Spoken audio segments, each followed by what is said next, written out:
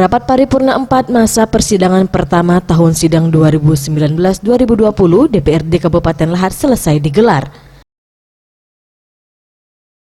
Rapat paripurna yang digelar di halaman sidang utama gedung DPRD Lahat ini dilaksanakan untuk pengucapan sumpah janji pimpinan DPRD Kabupaten Lahat periode 2019-2024.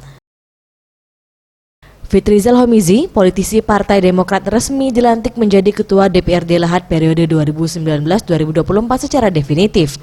Meskipun sama-sama memiliki 6 kursi di DPRD Kabupaten Lahat beriringan dengan Partai Gerindra, namun Partai Demokrat lebih unggul dalam jumlah suara, sehingga tampuk pimpinan Ketua DPRD Lahat diisi oleh Partai Demokrat.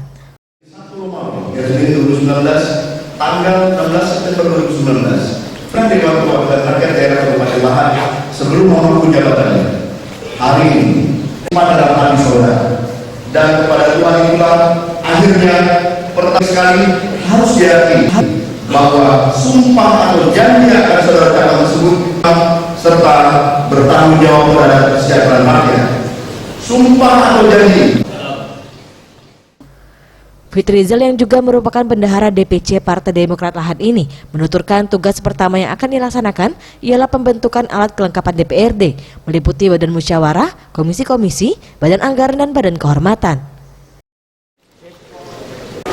Setelah terjadi ini, dilantik pihak-pihak definitif, prioritas kita yang pertama itu adalah pembentukan AKD, alat kelengkapan DPRD, terdiri dari badan musyawarah, komisi-komisi, badan pembentukan peraturan daerah, badan anggaran, dan badan kehormatan. Itu pertama yang harus kita bentuk karena tugas prioritas lagi kita ada penutupan RKUPPS dan APBD perubahan APBD 2020. Ke depan kita akan bersinergi dengan pemerintah daerah. Pasti itu pasti, karena antara pemerintah daerah, eksekutif, legislatif itu mitra yang sejajar. Jadi apapun kebijakan, kalau memang itu pro kepada masyarakat akan kita support dan bersinergi.